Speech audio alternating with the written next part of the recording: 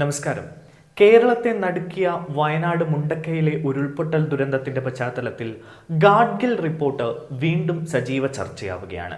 ദുരന്തത്തിന്റെ പശ്ചാത്തലത്തിൽ ചില കാര്യങ്ങൾ പറഞ്ഞിരിക്കുകയാണ് മാധവ് ഗാഡ്ഗിൽ.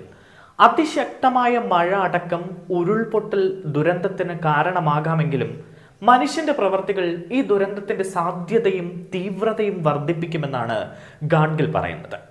കേരളത്തിൽ നിരവധി ക്വാറികൾ പ്രവർത്തിക്കുന്നുണ്ട്. ഇത്തരം ക്വാറികളുടെ പ്രവർത്തനം നാളെയുടെ വലിയ ആപത്തിനെ ക്ഷണിച്ചു വരുത്തുമെന്നും ഗാഡ്ഗിൽ ഇപ്പോൾ പറയുകയാണ്. സംസ്ഥാനത്തെ 85% ക്വാറികളും അനധികൃതമാണ് എന്ന് സർക്കാർ തന്നെ വ്യക്തമാക്കിയിട്ടുണ്ട്. ഇതിന് പിന്നിലെ അഴിമതി അവസാനിപ്പിച്ച് കൃത്യമായ മാനദണ്ഡങ്ങൾ ഇതിന് ഉറപ്പുവരുത്തണമെന്നാണ് ഗാഡ്ഗിൽ പറയുന്നത്. ഇല്ലെങ്കിൽ ഇനിയും വലിയ ദുരന്തത്തിന് ചിലപ്പോൾ കാരണമായേക്കാം. പല ക്വാറികളും ഉന്നത രാഷ്ട്രീയ ബന്ധങ്ങളിൽ പ്രവർത്തിക്കുന്നുണ്ട്. ഇതൊക്കെ അനധികൃതമാണ് എങ്കിലും സാധാരണക്കാർ എത്രയൊക്കെ പ്രതിഷേധം സംഘടിപ്പിച്ചാലും അതിനൊന്നും ഒരു ബലവും ഉണ്ടാകില്ല. വമ്പന്മാരാണ് ഇതിൻ്റെയൊക്കെ പിന്നിൽ. അതുകൊണ്ട് തന്നെ നിർബാധം ഇതൊക്കെ പിന്നെയും പ്രവർത്തിക്കും. പരിസ്ഥിതി ദുർബല പ്രദേശങ്ങളിൽ നിയന്ത്രണം അനിവാര്യമാണ് എന്നാണ് ഗാഡ്ഗിൽ പറയുന്നത്. റിസോർട്ട് ടൂറിസവും വികസനവും ഒക്കെ നിയന്ത്രണത്തിന് തടസ്സമില്ലാതെ നടപ്പാക്കാവുന്നതാണ്. പ്രാദേശിക തൊഴിൽ സാധ്യത വർദ്ധിപ്പിച്ചിട്ടുള്ള ഇത്തരം ഉദാഹരണങ്ങൾ സിക്കിമിൽ അടക്കമുണ്ട് എന്നും അദ്ദേഹം ചൂണ്ടിക്കാണിക്കുന്നു. പക്ഷേ ഇവിടെ ടൂറിസം മേഖല സമ്പന്നർക്ക് വേണ്ടി മാത്രമുള്ളതാണ്.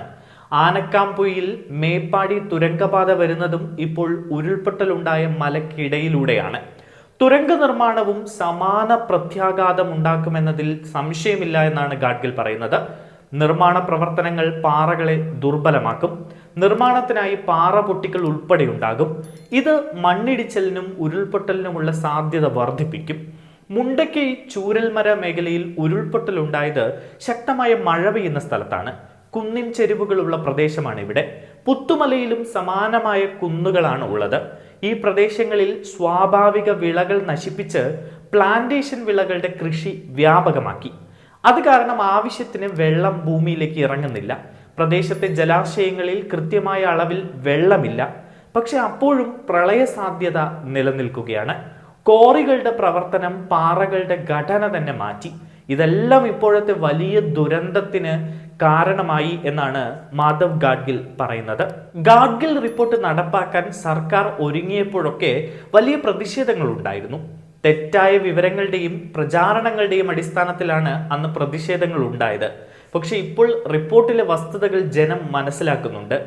ദുരന്തങ്ങൾ ആവർത്തിക്കാതിരിക്കാൻ ജനപങ്കാളിത്തമുള്ള ക്യാമ്പയിനുകളുടെയും പദ്ധതികളുടെയും നല്ല മാതൃക കേരളത്തിലുണ്ടായിരുന്നു. അത്തരം ക്യാമ്പയിനുകൾ വീണ്ടും സജീവമാക്കേണ്ടതുണ്ട് എന്നാണ് ഗാഡ്ഗിൽ പറയുന്നത്. പരിസ്ഥിതി സംരക്ഷണ മേഖലയിൽ യഥാർത്ഥ വൈദഗ്ധ്യമുള്ളവരുടെ അഭാവം കേരളത്തിലുണ്ട് എന്നും അദ്ദേഹം പറയുന്നുണ്ട്. ഇപ്പോൾ വൈദഗ്ധ്യം അവകാശപ്പെടുന്നവരെല്ലാം വ്യാജന്മാരാണ് എന്നാണ് ഗാഡ്ഗിൽ പറയുന്നത്. ജനങ്ങൾ തന്നെയാണ് പരിസ്ഥിതി സംരക്ഷിക്കേണ്ടത്. അവർക്കാണ് അതിന് കഴിയുക. സർക്കാരും സംവിധാനങ്ങളും അത് ചെയ്യില്ല. വനം വകുപ്പ് ശരിക്കും വനം സംരക്ഷിക്കുകയല്ല ചെയ്യുന്നത് എന്നും ഗാഡ്ഗിൽ പറഞ്ഞു വെക്കുകയാണ്. കൂടുതൽ വാർത്തകൾക്കും വിശേഷങ്ങൾക്കും ഈ ചാനൽ സബ്സ്ക്രൈബ് ചെയ്യുക.